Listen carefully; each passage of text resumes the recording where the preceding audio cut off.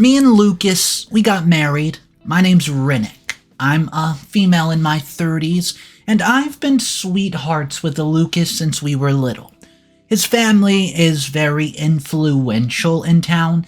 They have a lot of money, they have a lot of power, and to be honest, if things don't go their way, they're very upset about it. So, when I was not really complying to everything they said, well, they didn't want me to be with their son. Long story short, they end up kicking me out of the house, and they just expected their son to blindly listen to them. However, he chose me, and we were left stranded. Well, they cut him out of the inheritance, and he's going to be left with nothing. But there's a little surprise that I didn't really know about, and it turned out to be a blessing in disguise. You see, my grandfather, he was also very, very rich. I was the only family member who really cared about him and went over to his house for the summers when I was growing up and nobody else did in my family. So we had a special bond. Well, he ends up passing away, and believe it or not, he left me everything inside the will. And when my in-laws found out about that, they wanted to come back and start groveling at my feet to join the businesses together so there'll be no competition in town. Well, when I tell them, you guys left me out high and dry, why should I give you part of my grandfather's company now? I tell them no, and you will not believe what they do in retaliation to that. Hey, this is Renec. I'm 28 and female, and I'm married to Lucas for the last year. Lucas and I have known each other forever. We were in the same school and in the same grade, and although Lucas came from one of the most renowned families in town, he was extremely humble and kind. Unlike other rich boys, he was not a bully. Instead, he used to defend the ones cornered by the rich bullies. I still remember that sometimes his mother came to school for parent-teacher conferences, and she would ask Lucas's friends about their father's profession, just to check their financial background. She would then treat them according to their backgrounds, and I often heard her telling Lucas that he should only make friends with students of, quote, their standards. By her standards, she meant rich. However, Lucas was a different being. He didn't have the tantrums of a spoiled rich kid. No, he would often switch his lunchbox with ours because he said that the home-cooked food by Mom was way better than what his servants used to cook. I come from a very humble background. My father's a lawyer, and while my mother is a teacher and a preschool nursery school teacher, my parents prioritized our education over lifestyle. So my sister and I grew up living frugally while attending one of the best schools and colleges. Lucas and I were classmates for years, and I don't remember when we became friends. But it was at our school's graduation day party that Lucas and I had our first kiss. That was the beginning of our relationship, you know. Later, I get a scholarship at a law college, and Lucas took up a business course, and his father wanted him to curb his education and join the family business, but Lucas wanted to delay it as much as he could. In order to buy some time, he joined the business course. He was found more on my college campus than on his own. All of my friends and almost everyone in my class knew Lucas because he was always lurking around the campus. After my college degree, I joined a company as a legal advisor. On the other hand, Lucas had to join his father at his office because after college, he could not escape, well, the lifestyle. His parents never liked me because of my decent background, and his mother would always advise Lucas to date someone more rich, classy. I don't know if classiness comes from money, because clearly she was not classy despite her wealth. Needless to say, it was difficult for Lucas to convince his parents about our marriage. They were shocked to find out that our relationship lasted that long and passed the test of time. They were quick to label me as a gold digger, a freeloader, and whatnot. Of course, I got to know all these nicknames after my marriage. Before I said yes to the wedding, I had absolutely hundreds of discussions with Lucas, regarding his parents, disagreements about our relationships, but he ensured that he would stand by me in any given situation. Many times I thought about giving up on this relationship because of his parents, but Lucas was always able to convince me otherwise. Besides, I've known Lucas ever since we were children. He was never mean or rude. I felt terrible for letting go such a pure soul because of his evil parents, so finally, I decided it was time to take a shot. A week before our wedding, my parents arranged the customary dinner for Lucas and his parents so that both families could get to know each other. I had crossed my fingers for most of the evening because I had known them for ages, and they were not very warm people. However, things did not turn out that bad. My father brought up the topic of legal battles in which companies are trapped, and for the rest of the evening, Lucas's father became distracted by that conversation. But towards the end, Lucas's mom said that there was one thing she wanted to straighten out before the wedding. She said that their family, i.e. the Holts, hold a reputation in town, and I should ensure to hold up the legacy. She added that, unlike other families, their children do not leave their family house to live in a rented apartment. Hence, after our marriage, we should be living with the Holts. They have a huge mansion at the center of town, which they proudly brag about to other people in town, especially elitist. The wedding was due in a week, so to avoid any last-minute disagreements, Lucas and I both agreed to it. Our wedding was a very private affair, and most of the guests were from my side, and Lucas's parents honored us by showing up and being civil. That's it. I was actually scared that they might throw tantrums or pass mean comments to my parents during the wedding dinner, but gladly, they were shut. They were cold and guarded, but still better than being mean, however. The real problem started after our marriage. The moment I entered the Holtz mansion after my honeymoon, I sensed the upcoming thunder in my life. My mother-in-law, Emma, handed me a written manual containing the rules I had to follow in that house. It included all the do's and don'ts, some of which were funny and stupid, while others were mean and outrageous. Lucas tried to push back on these said rules, but his mother was adamant that I, being the daughter-in-law of the family, should carry forward the tradition like she's been doing for oh so many years. I felt I was married to a royal British family, and it just felt like this was absolutely ridiculous.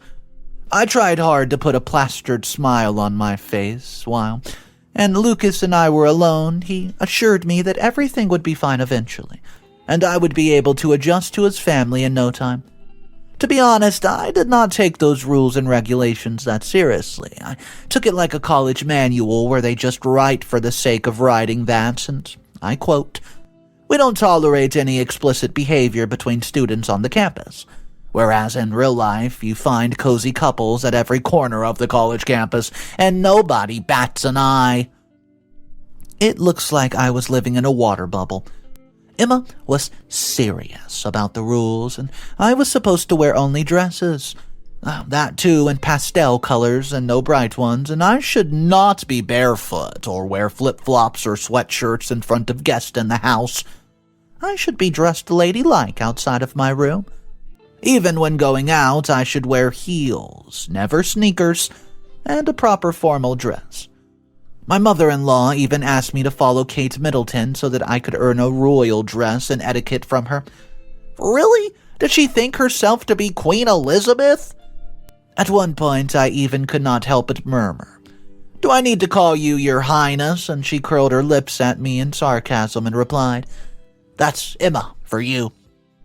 I could not help but roll my eyes. Evidently, we did not get along, and I'm not saying that I'm a perfect being, but I tried my best not to disappoint them. But no matter what I do, I always fall short. Thankfully, Lucas and I are put into a different corner of the mansion than his parents. Otherwise, it would have been a nightmare for me. However, it's becoming seemingly suffocating for me to stay in this cage with each passing day. Emma calls herself a social lady and organizes a party for her elitist friends every now and then. Look, She doesn't go to work and does not lift a finger in the house because there is an army of helpers. So what else would she do? I'll tell you, that party is the meanest and most terrible one you will ever see, where every woman finds every opportunity to show off their new jewelry collection and look down upon others. Everyone just complains about everyone. I'm telling you, it's so fake. At first, I used to think Emma was nothing more than just a delusional woman, but after attending these parties, I did come to realize all of these women who call themselves upper class or elites, delusional. Maybe living in the 1950s era in their mind. I hated attending these parties because I'm fed up with Emma's constant eye-rolling at whatever I do. After the party, she would make a list of things I did wrong and how I should repeat them. Never. So I stopped attending those parties, saying that I was busy at work. Lucas and I often laughed at these over wine and moved on, but now Emma's demanding something which is getting on my nerves. She's asking me to leave the job so that I can give my full attention to the Holt family traditions. And what is that tradition? Shallow parties? She insisted that if I was that motivated to work, I should join the business and save them a lawyer rather than work for others. The thing is, I don't want to lose my identity and join them. No matter how much I work or how much talent that I have, I will always be reduced to Holt's daughter-in-law in their company. I told Emma that I would not leave my job, and she turned ferocious ever since I refused to accept her decision. Lucas also feels trapped, and we both want to escape this situation. See, Lucas's parents are not evil enough that you would run and flee to another country overnight. But they're also not the civil person to share a roof with. I seriously don't know how to tackle this situation. So guys, I'm coming to you for some suggestions.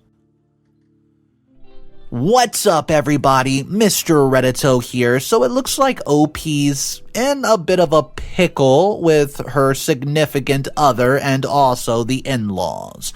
I do have 3 updates for you guys today, so let's go ahead, jump straight into update number 1. If you guys are new to the channel, hit that subscribe button for daily videos. It supports the channel out a lot, and I appreciate that. Here is your update. Oh, first of all, I should take back my word when I said that Lucas's parents are not that evil, because indeed they are. So, as I went ahead and mentioned, my mother-in-law, Emma, asked me to quit my job and concentrate on the house or join their business. But I had to put my foot down and said I did not want to leave my job because it was my identity. She laughed in my face and said, and I quote, "There's no bigger identity for you than the daughter-in-law of the Holts." I usually avoid getting into any tiffs with Emma, but she crossed her limits with this one. Although, politely, I gave her back saying, my father has raised me in a way that I should be known for my own identity, and not be reduced to just someone's wife or some random family's daughter-in-law. Well, she got offended at the word random. She remarked that they were the Holts and not random at all. She then started cursing her son for marrying me, saying that a commoner would never understand the nuances of a sophisticated family life, and I felt as if we were in some Harry Potter movie, and I was being ridiculed for being a muggle. Funny, yeah. A month after the conversation, Lucas told me his father wanted to have a dinner together that weekend. Okay, here's the thing about dinner. It's not like our usual family, where you can have a meal with your parents in whatever manner you like. Oh no. If you want to have a meal with them, you better be prepared with the table manners set, and oh boy, the timing. For that reason, Lucas never prefers to share the dinner table with his parents, especially his father. In order to not mess things up, I ate the dinner before in my room and then joined them at the table, just nibbling on the salad and fruits. I've seen this in a movie, but I don't remember which one, so I was cautious while having dinner. Mr. Holtz said that Emma was having an issue because I did not give enough time to the house, so they wanted me to leave my job. It wasn't a suggestion like, why don't you just leave your job? It's better to quit your job. No, it came as more of a demand, an order, which was quit your job. I don't know that, like Emma, Mr. Holtz was also so free to bat an eye over such a trivial matter as me going to work, but it seems like he was. He said that if people at my office got to know that I'm Holt's daughter-in-law, they would look down upon us. Really? Everyone at my office knew that I was married to the Holts, and no one gave a darn about it. I wanted to say this loudly, but I kept it quiet. He further added that they had given me enough time, which was a year, to adjust to their etiquette of the mansion, but I was still faltering. So it was high time for me to focus on the house. While leaving the table, he said I would have a week's time to wrap up my work at the office and bid them goodbye. I constantly gave a look to Lucas, who assured me that he would do something about it. Lucas did try to intervene and challenge the order, but I think listening is not normal at their household, and I was imagining that if it were my house, well, several plates and cutlery would have been subjected to my anger by then, and I stood up from the dinner table soon after Mr. Holt left. I did not even wait for Emma to finish her plate. Duck off with your table manners. I raced into my room, waiting for Lucas while he was sitting with his mother, trying to convince her otherwise. He and I both knew that it was Emma who had planted this idea in Mr. Holt's mind. When Lucas went into the room, I unleashed absolute anger on him. I mean, that poor soul was assured that he would talk to his father in the office. A week passed, and no one said anything while I continued to go to work, and just as the week ended, Emma knocked on my door and handed me an eviction notice. Really? Is that house a Buckingham Palace? She said that since I faltered in the meeting of the deadline of a week to quit my job, I should leave their mansion. Well, I was dumbfounded. I could never see this coming in my wildest dreams. The notice also had a list of things I did wrong that subjected me to the said punishment. I don't want to get into those details, but it was quite funny. She said I had 24 hours to vacate the house, so I started packing. I didn't even wait for Emma to leave and Lucas to arrive. I drew my suitcase and stuffed it with clothes right there in front of Emma. While Lucas finally arrived, he panicked to see the packed suitcases. I know I should have been angry, yelling at him, but all I did was laugh. I cracked on his family's foolishness and delusions, and I showed him the eviction letter, which he did not find at all funny. He took the notice and rushed to his parents' room. Lucas has always been calm and composed, even with me, and he's never raised his voice, but that day he had lost his mind. I could hear him yelling at his parents, but could not get the hang of the conversation since their room was in the other section of the house. 10 minutes later, Lucas came back and started packing his stuff too. Emma followed him to our room, and she said that if he supported me that day, he would lose all inheritance from the Holts. So basically, they wanted Lucas to get rid of me. But Lucas chose to abandon them instead, and we were then asked to leave the house at that very moment since he chose to, go with his corrupted wife over his loyal royal family. It was almost midnight by then, and we had left the house. We were not allowed to take anything that belonged to the Holts, which meant Lucas could not carry any of his belongings because everything apparently belonged to his father. That also meant no car for us, and we left with my belongings and walked down several miles before we, could not even find a taxi at the time, and our town is small, where roads are deserted by 8 p.m., unlike New York City or the Bay Area.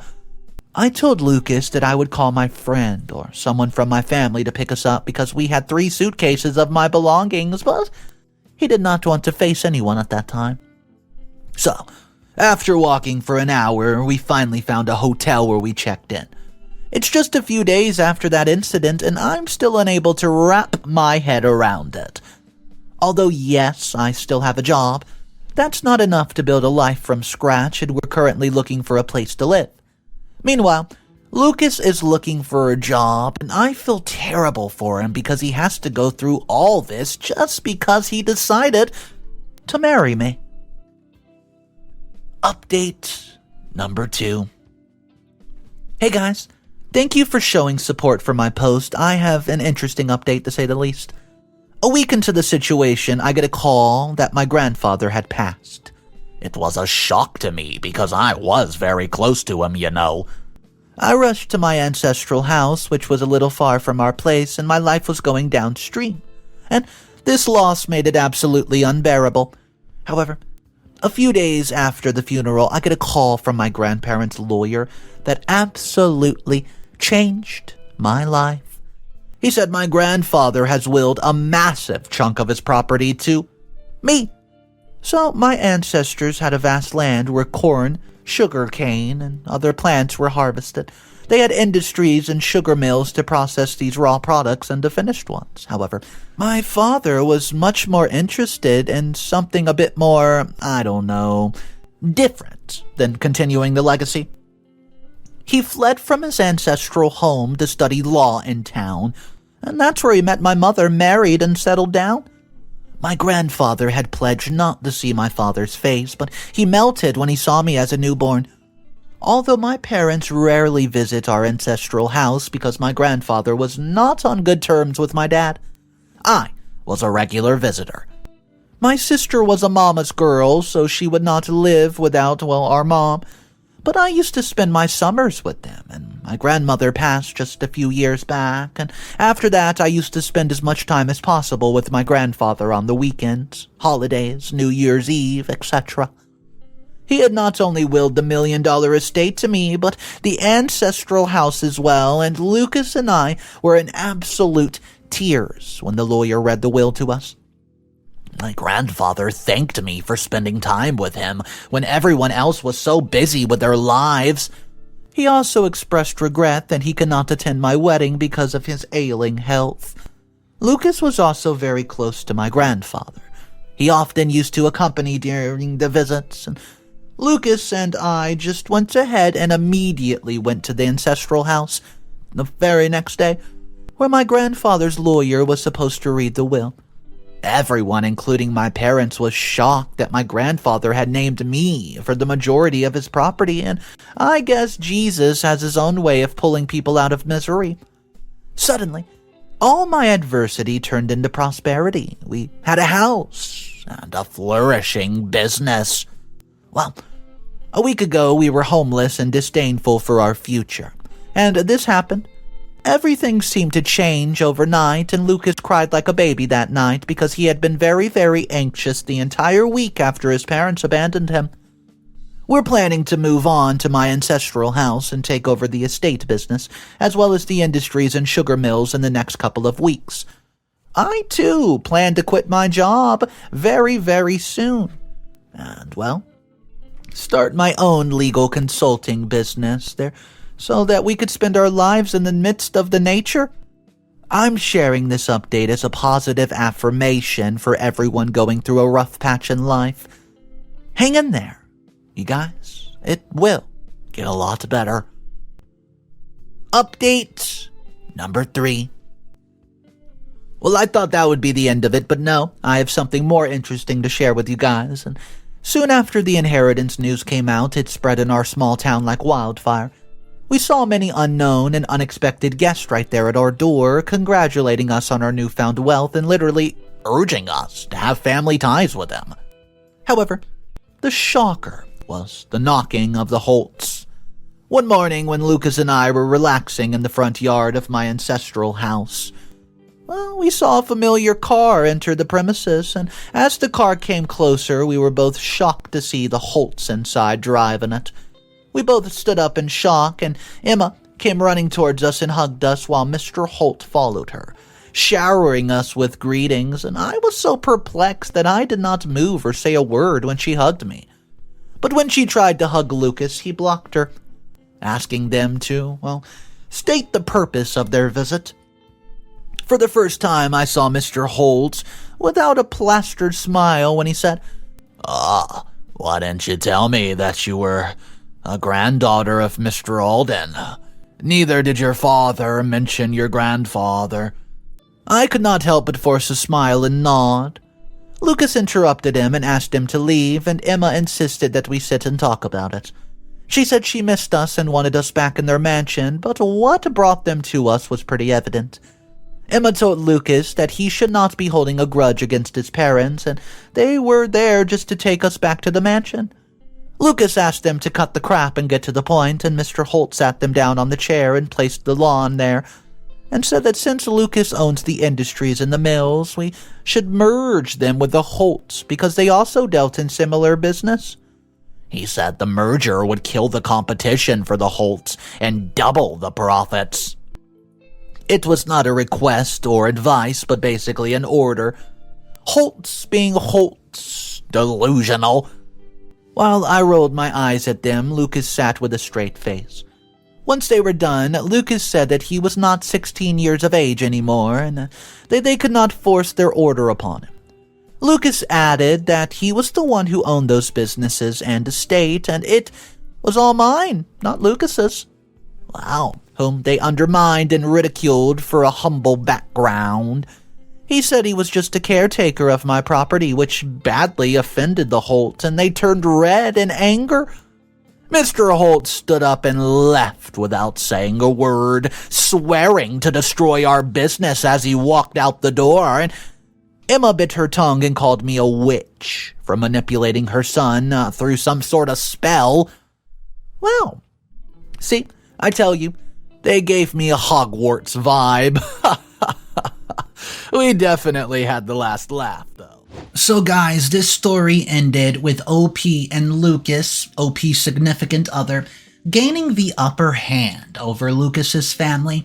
What was blowing my mind towards the end of the story, and also a lot of the commenters from the original post, and all the posts from the updates, they simply could not believe, after everything OP went through with the in-laws, these in-laws, the Holts, they still thought they had some sort of control or grasp over OP and their son, when in reality, they didn't need them anymore. I mean, they got millions of dollars from inheritance of OP's grandfather.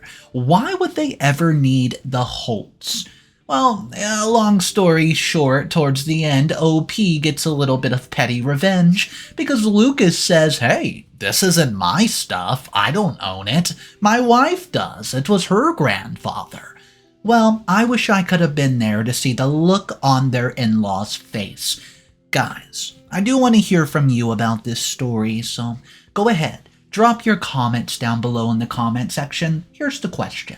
If you were in OP's position, and say for instance you never got the inheritance from grandfather, and you had to stay with some friends, work around, and do whatever to get some money, how would you handle that situation? Would you go back to your in-laws and apologize and say, "You know what, I will listen to you"? Or do you go the same route OP did and say, "To heck with them. I'm moving out. We can get help until we get our own feet on the ground"? Let me know what you guys would do.